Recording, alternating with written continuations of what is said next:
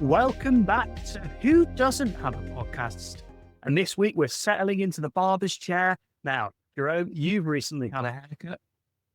I You have don't have an recently. answer like it. No one answer about James. What I can tell you did happen is that I had, an understandable reaction to seeing a giant spider, and it was to burn it alive and explode it. So something along those lines kind of happened, and then my hair So just went. you burnt down the barbershop because you saw a tiny spider. I saw a tiny spider, and I just went, "Get out of here, young sir!" and proceeded to, bludgeon it to death. But no, all that aside, it was so I should explain as well. I've just watched this right now, so I'm coming off really fresh to this, and everything I'm about to say, I'm still probably processing because I haven't like fully kind of cemented what I think. But I think my general reaction is enjoyed it. There were some really stylish moments in it. I particularly loved the music. I don't know if you had that. The music in this episode felt particularly strong. I mean, Murray Gold he is gold. I mean, all of his music throughout his tenure on Doctor Who is always incredible, but I really enjoyed the kind of threading of music and the way that they would, when each of the characters would tell their story, how the music kind of incorporated to really almost be a language to kind of depict what was happening. And I really enjoyed that. I couldn't follow the plot entirely, if I'm completely honest. And that's not necessarily a bad thing. I think, and it's maybe one of those episodes that requires a set 3 viewings to like get a kind of full understanding of what it is you're seeing. But especially when we got into the realm of the Nexus and kind of all of the God chat and then obviously big spoiler alert, big reveal with the Fugitive Doctor. All of these things combined, I was struggling to like piece it all together. So I don't want to kind of score it down too much for that because, like, again, context, I've come straight from work, watched it straight away, like trying to like grab all these things may have been, I think I probably will need to watch it again. But stylistically and kind of in terms of just location, and I think, is this the first episode in I think Nigeria, possibly. Possibly not Africa, but I'm sure it's like the first episode in Nigeria. And just like, yeah, like a real freshness, a real kind of vibrancy. And also I know like in terms of community spaces, like the fact that it was done in a barbershop and like in kind of Black spaces and Black communities, like the idea of telling stories within that kind of environment is like a real thing. It's a thing that's existed for like, through the generations. So I think like it was great for Doctor Who to explore that world. But yeah, what did you think? So interestingly, I've seen this one twice, and I did that because last week Dan and I reviewed Lucky Day. It became the obvious during the course of the podcast. I couldn't remember a fucking thing. So I watched it twice. I watched it on Saturday, and then I watched it today. I had 2 completely different experiences. On Saturday, for some reason, I didn't get along with the episode at all. I found it a bit messy and complicated. And I thought to myself at the time, I'm going to have to rewatch this because I feel like I'm missing something here. I rewatched it today and I've had completely the opposite experience. I found it a very, very good episode.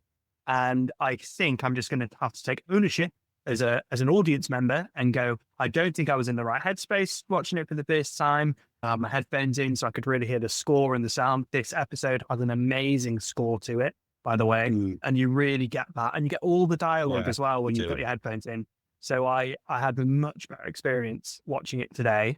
And what I've sort of come out of it thinking was, on my first watch, I thought it was quite messy and complicated.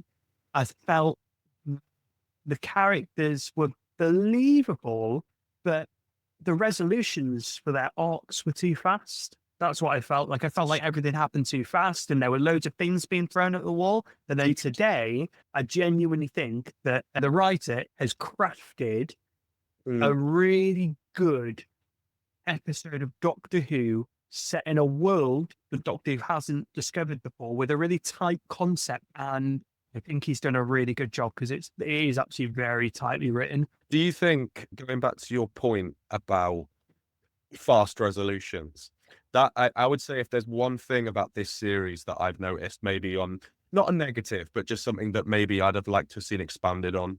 There's been really good build up to a lot of the adventures, and there's been I think concepts have been great. The concepts have been really strong. Like even this one, like I personally love the idea of like stories powering some sort of I'm trying to not say engine because that's the name of the title, but some sort of, you know, like just power beyond, whether it's the gods or stuff. We've seen it in like episodes like The Beast Below, the Rings of, what's it called? The Rings of thank you. And there's been like a couple of episodes where the story aspect has really driven through, and I actually it's a recurring theme that I actually am a big fan of, because it just powers imagination. There's a lot of poetry attached to it. Like it's always been a fan for me. But I do agree with you. I think like it would just be nice to kind of see these stories allowed to breathe. Yeah. Because they're trying to pack in so much, and you know, there's so many things you're thinking about, like the fugitive Doctor, who's only in it briefly. But again, that's a big thing. That's a big concept to try. And like, you want to know more. And I've seen a few fans already talking about the fact that, you know, people are worried about this spin-off with the Sea Devils. I think partly because we had a Sea Devils episode, which wasn't particularly strong, and that they're going to spend time on that. But again, the concept, I think, will be quite interesting. But then you've also got, you've got characters like the Fugitive Doctor that you just want to know more about. And perhaps we will get that. But when it's in an episode with something else that is so conceptually rich, something's got to give, because you're trying to juggle so much. And I do think like the resolution in this episode in particular it did feel rushed. And given that I wasn't 100% on the plot, and I will definitely watch it a second time because I think it'd be right to, but like, because I wasn't sure what was going on in the plot, and then the resolutions tied up quickly, I was like, what even happened? Like, and I think something else, I don't know what, the thing I think I felt slightly let down by, but maybe I wouldn't on a second viewing, was just the apparent lack of physical threat. So for me, like the spider, for instance, looked great, you know, was fantastic, but all of the shots we saw in the episode were in the trailer. Can I tell you Sinead's reactions to the spider? Go on, man. Fucking hell. It's like, why does Doctor Who always do this? Yeah. I didn't mind it that much. I thought it was fine, but I was like, I would have liked it to have had more of an involvement, or it just felt like, I don't know, just a lack of like a physical threat. And it felt maybe like, obviously I understood there was a lot going on in the barbershop between the different characters, but I don't know. I wasn't sold on the threat, and the betrayal felt a little bit thin, because while it was nice to see 15 have more range in terms of anger, like the betrayal, he kind of sort of, well, I felt like he came across that barbershop sort of by happenstance, or like he knew it because of someone else, but like he hadn't specifically received an invitation from Omo to like come and be there. He kind of went there of his own. Do you know what I mean? Did you get that? Maybe that was just, I feel like I need to watch it again, but I just felt like the betrayal felt a little bit thin.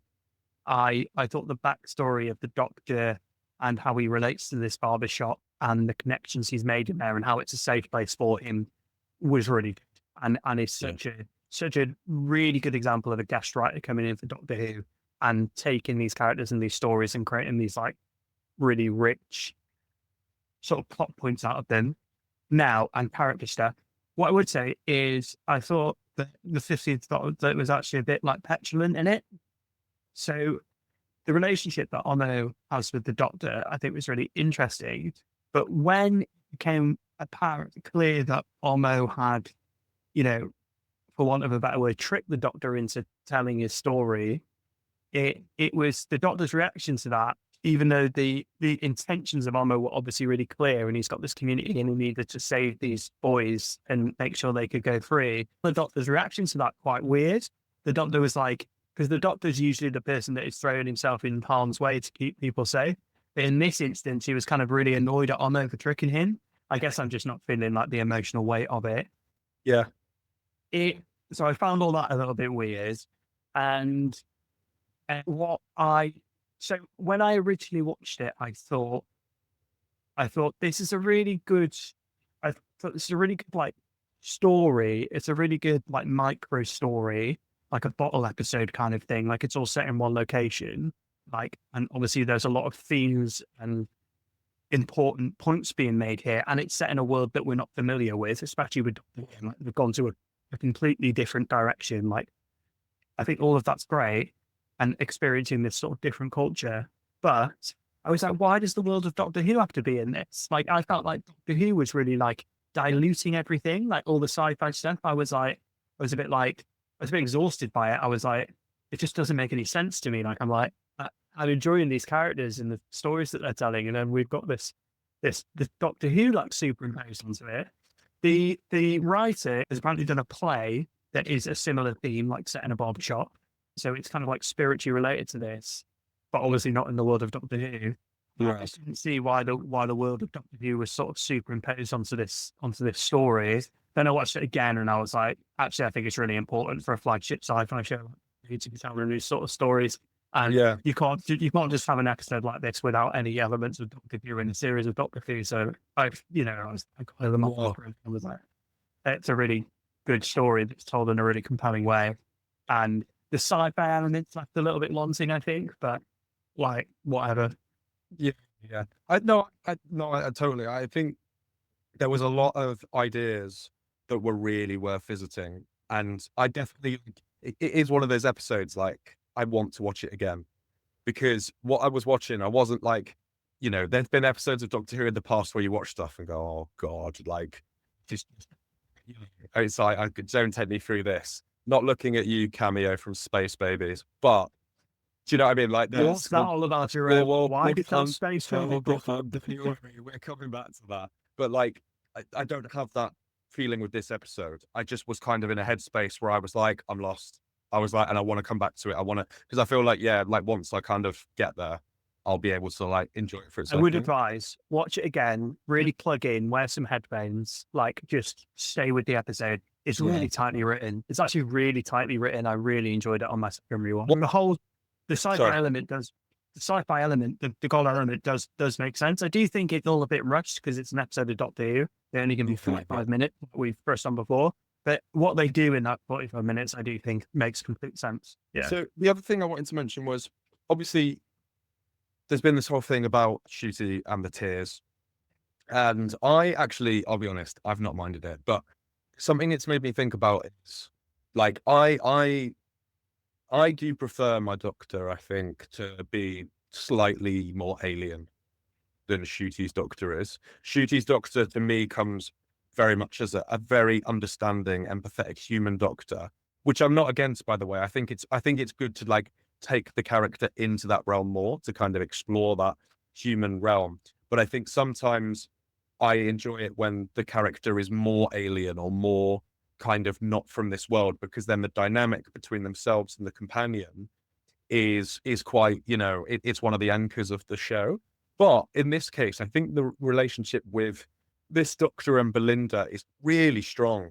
It's really, really good. Like, I'm totally sold on Belinda.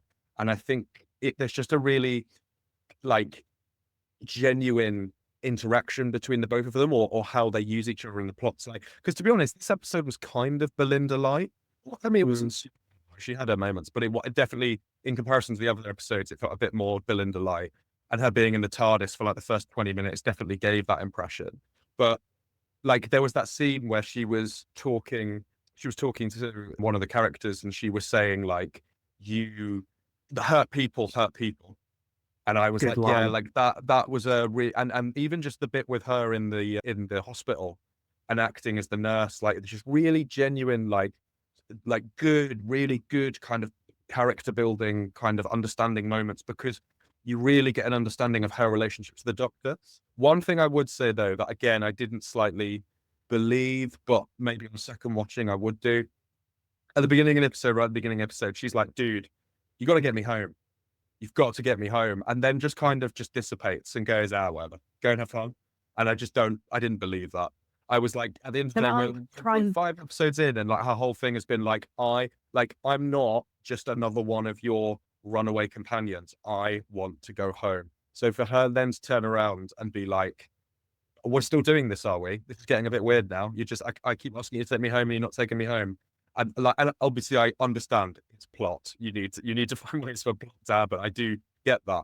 But I just mean in terms of, it just felt very the juxtaposition I felt was too jarring to be like, get me home. Go and have a great time. I originally thought the same, and I'm going to see if I can argue that point against you. You'd have to watch the scene again, and this is why I keep saying that I think it's quite tightly written. Everything that happens in this episode has a reason, is what I realized. And what happens is they land in Nigeria for a reason because they're trying to triangulate side.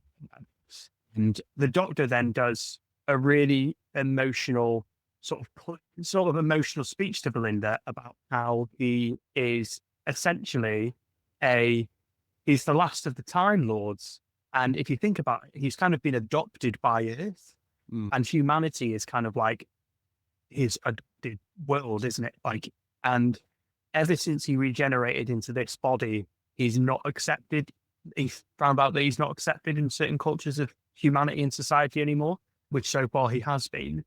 And after that is when Belinda says, you need this and you should go and do it. So it actually kind of does work. It's a very human interaction. And that's what I kind of think about this version of the Doctor is I'm really enjoying his performance. And unlike Dan, I totally get all the crying, I think. I'm like, and he's like, he feels everything. And I think he feels everything. And it's very purposeful because he is kind of adopted by humanity. And he recently underwent this whole thing where he always thought that he was a Time Lord. And he was like a Gallifreyan, and now he isn't anymore. He doesn't know his past. So he relies on humanity more and more. So I think that's why he mimics humanity so much, because he is essentially human.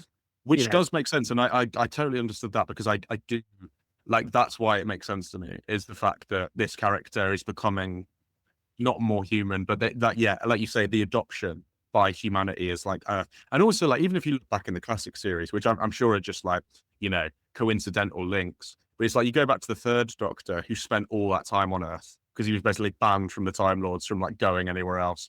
And then you've got Peter Capaldi's Doctor who decides to become a university lecturer for a while. Do you know what I mean? Well, obviously, while he's got a mission to do with having Missy in the thing, but it's like, again, there's a lot of Earth moments where it's like the Doctor adopts Earth as this kind of home from home.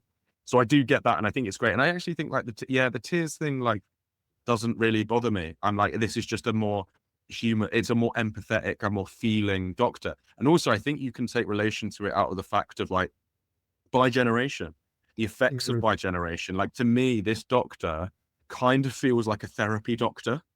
Like, this Doctor was born out of so much trauma, and you can see it literally in the scene. It's the separation, right? It's the separation from that kind of baggage and that sort of Time Lord victorious and the weight and the kind of the fear, and this new body being born that's kind of like, starts afresh in a way, but obviously carries all of those memories.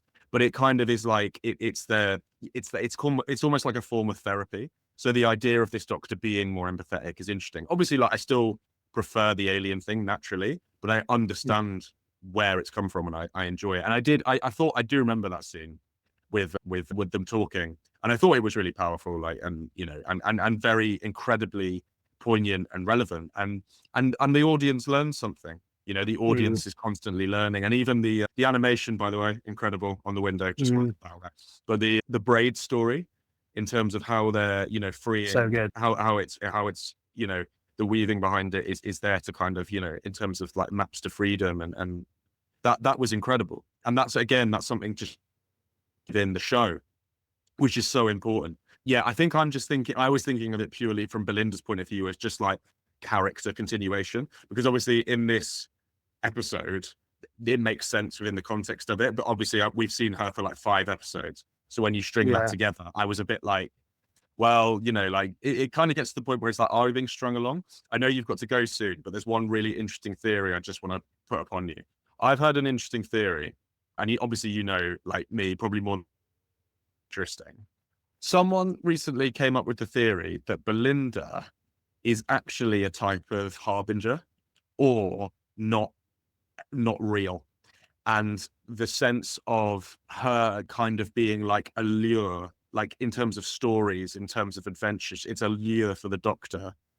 to basically, yeah, kind of experience, like have the snapping of reality itself. Because all this mention of gods, all this mention of, you know, everything kind of going on, and it kind of links back to 73 yards with the fairy ring. And the kind of like the Nexus did. That's what when I saw the Nexus, it made me think of 73 yards and that. And there's this idea that Belinda maybe isn't all that she seems, but isn't aware of it. I don't know if you'd heard anything like that, or what you think. I hadn't heard that particular theory. I wouldn't be surprised if they do that. I would be sad. I think it's a good theory. I would be sad though, because I really, really like the 15th Doctor and Belinda. I think I think they're very good chemistry. And we've only had a few episodes of Belinda, but I'm like, she's out there with one of my favorite companions. She's so like, I really enjoy her scenes. Like, I enjoy her art. I enjoy that it's so clear. Just get me home. Like, I was like, it's very straightforward. I really like it. Yeah. I would like to talk to you about a theory which neatly follows on that, which I was going to say to the end, but you've mentioned bi-generation. So, yeah, theory I read the other day. I don't know if you know this one. There's a theory. Yeah, go on. I think I know where you're going with this, but go on.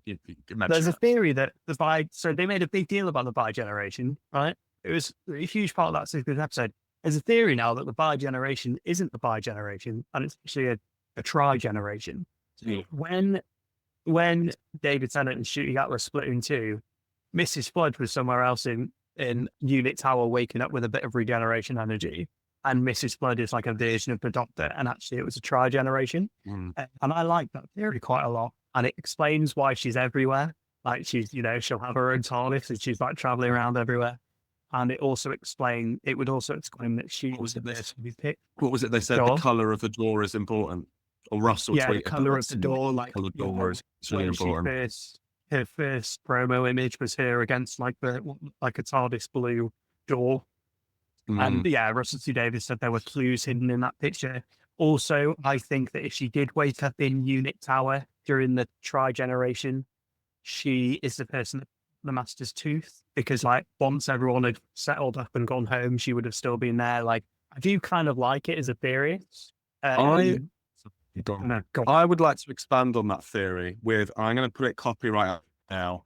I know this is not what's going to happen. I know it's not true, but just for our listeners and, to kind of follow for years, I want to throw it out there that this could be a version that is in fact the Valeyard, because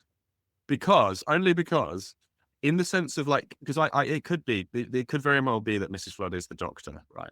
And I have never bought, there's loads of people, in fact, I know one person who's going to be screaming at me while I say the thing now, but I'm convinced the Valeyard was not the Dream Lord. I'm just not having it. I'm not having it. I've never had it. It's not for me. But I think the Valeyard story was so interesting, genuinely intriguing. And I know that there's the whole thing of like, it will happen between your 12th and 13th, incarcerations. But the idea of like, if you go by the tri-generation, you've got a past Doctor, you've got the current Doctor, and then you've got like either a future Doctor maybe, or you've got like some sort of evil variant. Because we now know like the Fugitive Doctor, the War Doctor, all these things are like proof that there are loads of Doctors, right? The whole Timeless Child thing, there's loads of them out there. They're all out there. But the idea of having an evil Doctor, because like, let's be honest, Mrs. Flood's character, especially from things this series, has become far more shady and far more sinister. So I feel like for her not to be evil is going to be a bit of a turnaround. But just the idea of having a Doctor who doesn't protect people, even going off the lines of this series, is like, my whole thing is not about protecting people or not about having it. And like the split of like, bi-generation, like the reality war of like, there can like, because she says in, I think it's the end of series 1 where it's like, his story ends in terror. And it's like, it's almost that kind of thing of like, there can only be one Doctor. You can't have this whole, you're going to break reality. Reality is going to like completely snap. There's like all of these Doctors running around. There can only be one. And that's me. Like that idea, I'm sort of coming around to the idea of that potentially being a thing. And obviously I know that won't be the Valeyard, but it for me, it makes me think of the concept of the Valeyard. I think it could be like an evil variation sort of thing. I was going to say that I'd been won over to that thing, because if it was a tri-generation and the Doctor didn't split in 2, the Doctor split in 3, then I think that fits really neatly into what we know of the Valeyard already. So I think it definitely could be. But it'll be interesting to see, because obviously we saw Mrs. Flood very briefly, and I saw some people being really annoyed about the fact she was in it, but I actually thought it was really done well. It was very subtle, like really That subtle. scene, that whole scene, oh my God. Like, talk about like emotional gut punches in this episode. That scene where the doctor tells Belinda's story about how she saved that woman's life. And then that woman comes in. I don't know who the actor is. Bloody remarkable cameo from that. She comes in with the flowers and she's so believable. And God, it's such a good scene. And that's what I mean about Belinda. There is a believability to her character, the way that they've poised her as a nurse and how they set her up, and she works with the NHS and she's, and that's a really tough job. I just like that character quite a lot, like as a character in Doctor Who. I think she really, really works. I think Ruby did as well, but I think they've done really well with their companions in this new. Speaking of Ruby, Millie Gibson's confirmed that she's going to be in the finale. I think, pretty sure I saw that, and it sounds like so is, and his name's gone right out of my head. Evil boyfriend from episode 4. Conrad, is it Conrad? Conrad. I think I saw some. I might be wrong about that, but I think I saw somewhere that Conrad is also going to make an appearance in the final episode, because you were saying, it could be a build on for like Unit and like the war between the land and the sea. But it sounds like he's going to be in the last episode. So do you have any thoughts on that now that we know those? We talked, Dan and I talked about this last week, where I think that we've all assumed that this finale is going to be this big cosmic thing called the reality war. It's going to be this huge Russell T Davies-esque sci-fi extravaganza, and it definitely 100% is. It's going to be Endgame-esque. Obviously, they're doing this simulcast. I don't know if I'm saying that right. I think there's going to be huge surprises in it. However, I think the reality war is a bit of a double play. I think it is going to be this cosmic thing with Miss Flood, but it's also going to be like the war for reality, like we see a lot in Trump's America and the information reality. And I think we've seen from filming that Conrad is running from some sort of office in the UK. So I think there's going to be a movement around Conrad. So the reality war is going to be this double thing. It's going to be this big space thing with reality. It's also going to be like the reality from like Rich Real, I think. And that's so Russell T Davies all over. I've got a feeling. I have a feeling actually that maybe the Fugitive Doctor will make another appearance, because the cameo was so out of the blue that I feel like just to make that the only appearance this series would be fine. But it would also just be a bit like, okay. But I just get the feeling that, and also like we've mentioned it, Space Baby appearing in that episode for what apparently appeared like no reason. Two things. There's like a melding of something. Do you know what I mean? Like it's almost like everything's seeping into one another. And it feels like I have a slight worry. I don't think it will be this. There is a slight worry that we are, and Russell's too good a writer for this, right? He is too good a writer. There is a tiny worry though that this is going to be, it was a dream inside a dream inside a dream, and I don't think it will be that. I think he's better than that, but it has elements of that, I think. I've got two things to say. This is my impression of Dan watching this episode and seeing the Fugitive Doctor. Who the fuck is that? Right. Two. That's not going to be an accurate impression, because we all know that he's never going to watch this episode. The Space Baby. Right. I think Anita Dobson had said something before the series started that the Space Babies are going to be like, there's going to be that you're going to learn something more about the Space Babies. So I think it's like a big reveal with the Space Babies, which I'm fuming about because I hate them. But. Well, actually, there's a link between the space. I was desperate. I was thinking I think that's why I probably lost my way with the episode, because I was like, what the fuck is a Space Baby doing in the middle of Nigeria? And then I was thinking about it, and I was kind of like, well, that episode is kind of to do with the idea of stories or being frightened of the boogeyman. And in this, again, it's about an engine being powered by people's adventures and memories and stuff. And again, the reality war, I'm wondering if like the idea of, well, obviously myth and gods, because that's huge in this series, but the idea of stories and belief, like belief's a big one, like people believing these things to give them power. And I'm wondering whether that's the tie-in, is that it's like, while it's obviously that was a kid-friendly episode, it's the idea of like believing in something, or like, you're scared by something, you're in love with something, you're whatever the feeling is. And I think that's what's going to be interesting to kind of see where, like, maybe the space babies maybe they're the big villain. Or then there's part of me that's like, are they like the modern day Toclafane? Is Mrs. Flood going to do something horrendously dark and just be like, remember those kids you saved? Remember them you loved? I chopped them up, I did, into little bits. We, Put them we into, like, always metallic said, we always said that it was absolutely batshit. Doctor Who came out swinging with its new series led by Ncuti with Space Babies. It was, I thought, this big launch, we'd have the Christmas episode, this big Disney Plus BBC iPlayer launch. We've all said on this podcast, like, why did they choose that episode? Like, I don't understand. I might be going completely out of my mind here, but the fact that we've had a space baby appear, and there's obviously more to the space babies than what we know. I hate that we have to say the word space babies, but there's more to them than we know. And before this series started, Ncuti Gatwa said in an interview that we're going to learn a lot about the Doctor in this series. And there's huge revelations. I wonder if there's a connection here between the space babies and the timeless children. I think Russell T Davies is going to pick up on the timeless child arc in a big way. Yeah.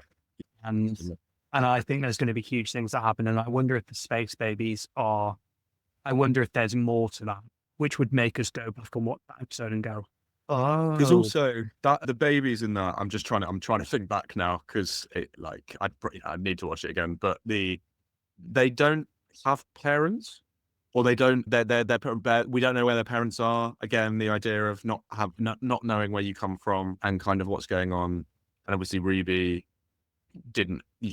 She didn't know where her mum was until a sign kindly told her. But then you've got. But again, all of these things, and we haven't met Belinda's parents. Again, that's something that's been kept from us. But I don't know. It'll be interesting. I mean, obviously, we're getting close. There's only 3 episodes to go.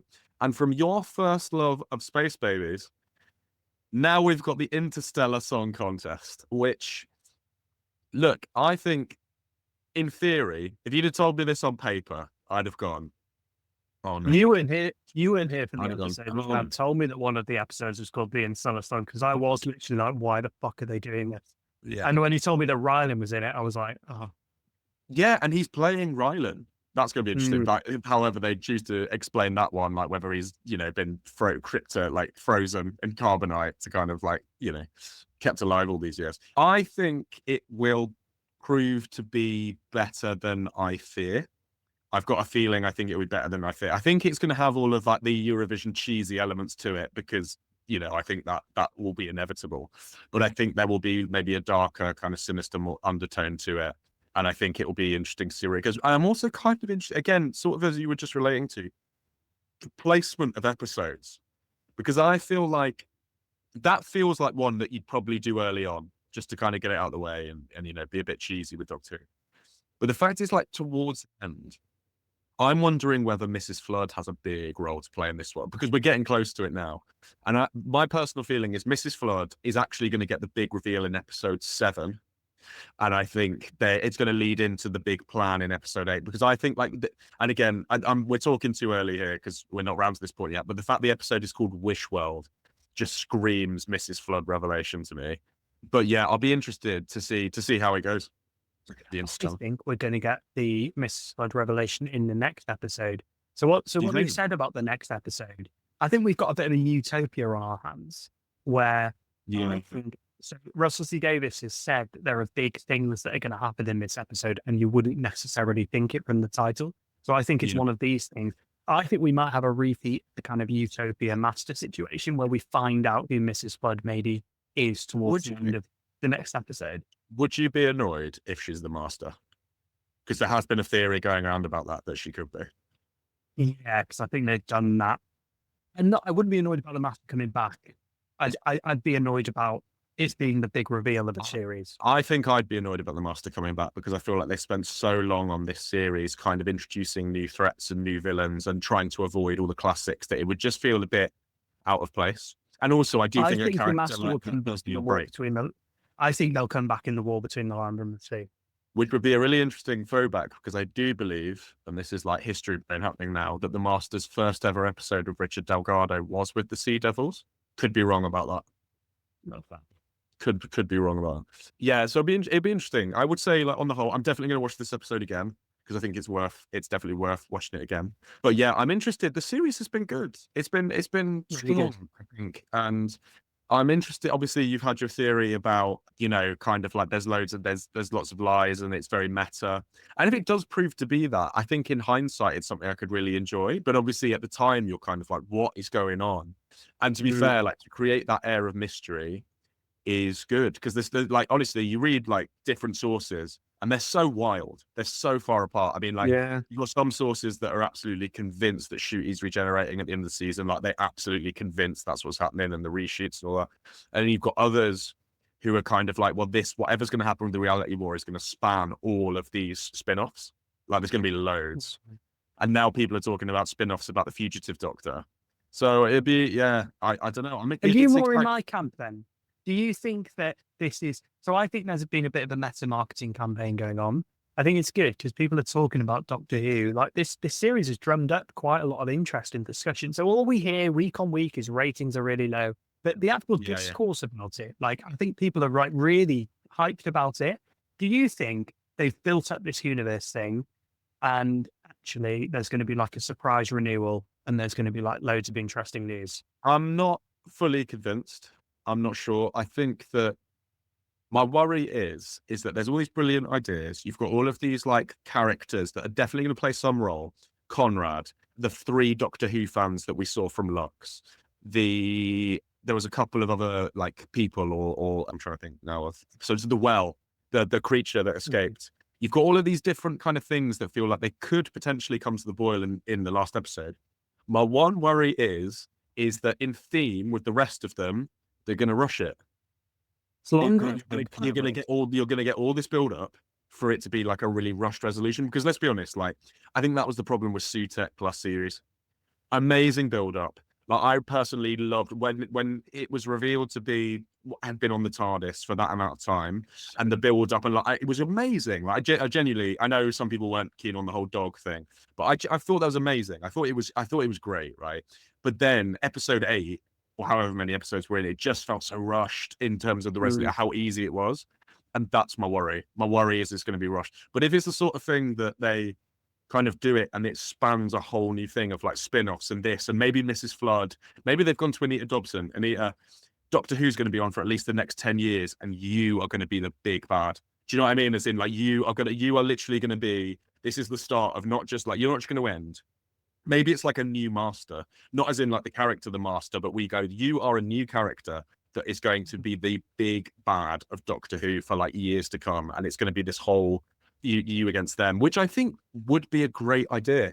Because as much as I love these iconic characters, like the Daleks will always be loved, the Cybermen, the Weeping Angels, the Master, whoever you want. Like, maybe what Doctor Who's missing is it's just been too much reliance on icon rather than unique, original kind of storytelling. And maybe this is an opportunity to just go, Mrs. Flood's going to be the big I like she's going to be the upcoming, like, this is it. Because Anita Dobson is like, she's great, man. She's been great in like all of her cameo appearances so far. If they're going to build up the universe like they promised, it's too soon to give her, just because of some like, some like bad commentary on it. I agree. I like what you're thinking. You need characters that stick around. You need people that stick around. You need to build out this whole world, and then the people will come, and then we'll look back on it and we'll go like they were glory days for Doctor Who. Before we wrap up today, I think we'd be remiss not to talk properly about the Fugitive Doctor's cameo in this. Yes. I think it was a surprise. It was a total surprise when it was building up to it before Joe Martin appeared. Like, we're all like, okay, that really confirms that yes, obviously we knew the Fugitive Doctor was canon, but that really means they're doubling down on it. I think bringing Joe Martin back is such a good idea. I agree with you. I don't just think it's going to be a one-off. And she does say that really cryptic thing about how her story might be told one day. So, Fugitive Doctor spin-off as part of the universe. Yeah.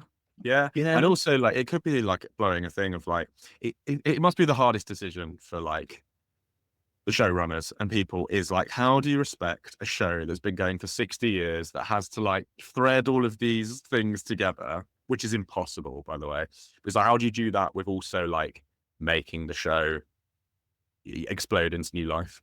And I think like maybe like, and it's difficult because you need to respect, those iterations of the character, because for different generations of fans, they've been everything. But it's also like just expanding it upon that. And I do like, I think Jo Martin, in the, you know, brief appearances she's made, because there's not been many really, she did presence, just such an amazing presence. And I don't know whether that's slightly with like the older actors as well, because I think we're quite used to, especially our generation of Doctor Who, we're used to running, we're used to kind of quick sort of like hand gestures and dramatic things, and kind of like sonic screw. I'll never forget, was it Russell's comment about the sonic screwdriver, how like all of Stephen Moffat's Doctors used it like a weapon, which is really interesting, of like the whole like posture stuff. But it will be like, we're used to that, but actually to get an actor who's more stoic and more kind of like calm, I think is a really nice change. It's one of the good things about Capaldi. And while Capaldi, to be fair, did a bit of running, like he did do like young man's game stuff. He did have those moments where he was all like, I think is it Listen? Oh, you remember? Was it Listen? Where he does that bit at the beginning. He talks about the bootstrap paradox, and he's just teaching you. I loved that. I like when the Doctor had those moments. I loved that, because it was such a change from what we knew. And it's like some of the older Doctors had it as well, like the more classics. But it's not, I think it's good to see that change. It's a nice change of pace. And I think it keeps the character fresh, rather than just having young and free and represent everybody. Yeah, the Doctor should represent everybody. So we need to have all these iterations. I agree with you about. So when's the Doctor going to represent me with slightly tubby and bad knees? That's the Doctor we're all crying out. When Capaldi was cast, that was one of the rare moments where I thought, oh, they nailed that. Like, I couldn't think of a better person to play the Doctor at the time. Like, so different to David Tennant and Matt Smith. Jo Martin, I would just like to say, was, I think, that version of the Doctor initially, before the pandemic forced them to rejig what they were going to do with Series 3, and they made Flux. I think we were going to find a lot more about that character, and we were going to get a lot more screen time.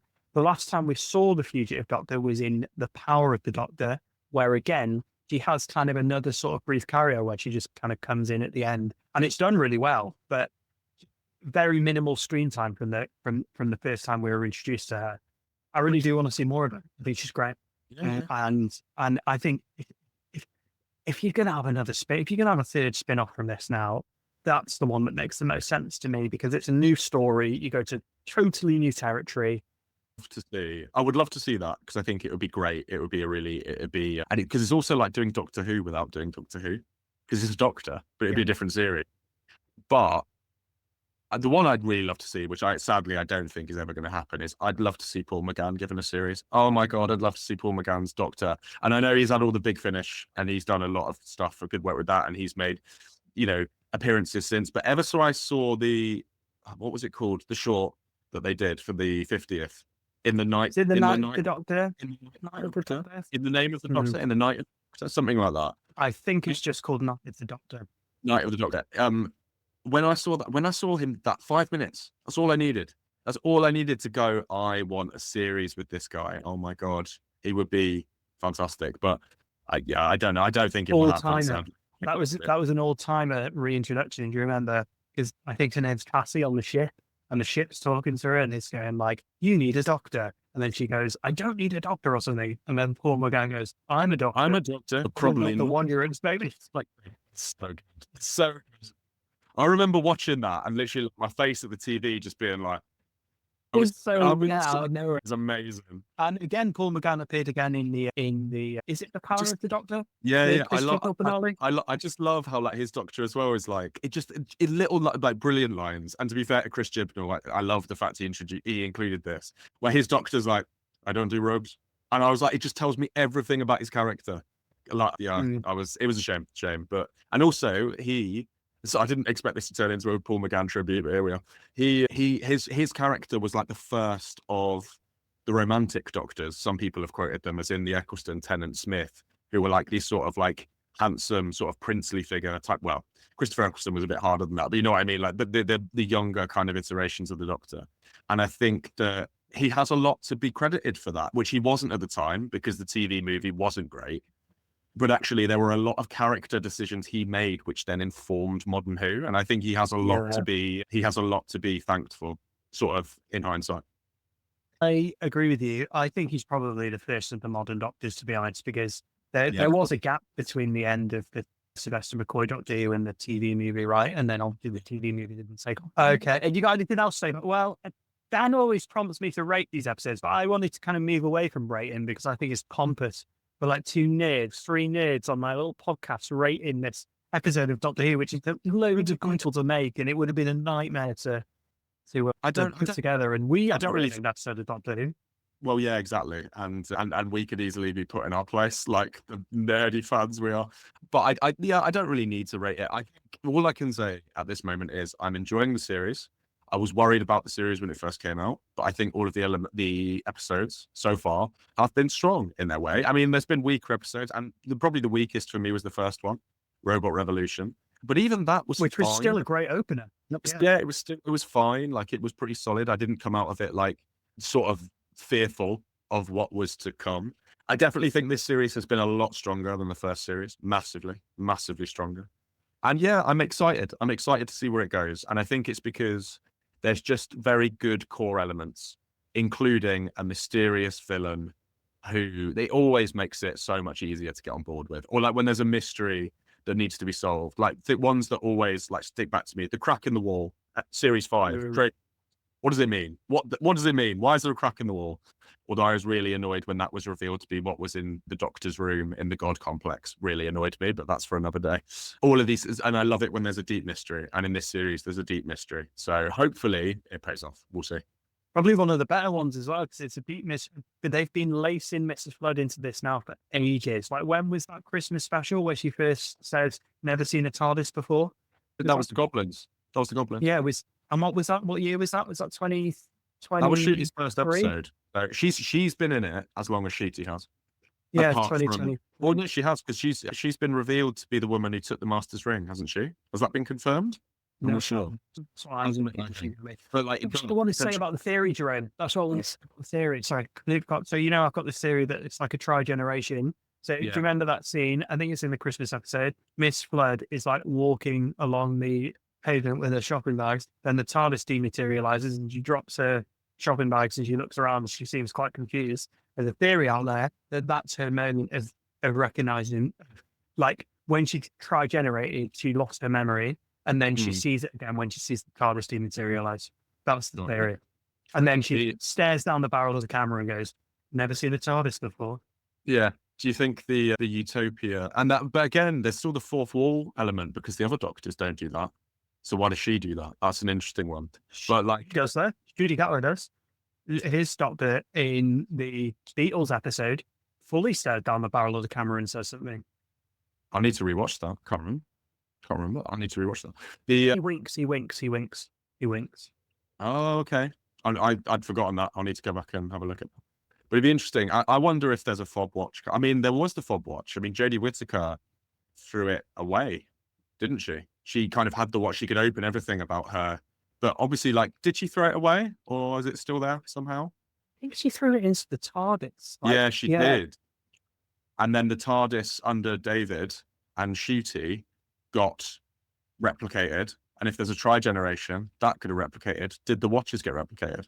Who knows? That's such a good theory. I wonder if he's going to pick up that watch thing. I'd completely forgotten about that because we just thought that was Chris Chibnall's way of saying, like, oh, we finished this part of the story now. Like, maybe I'll pick up in the future.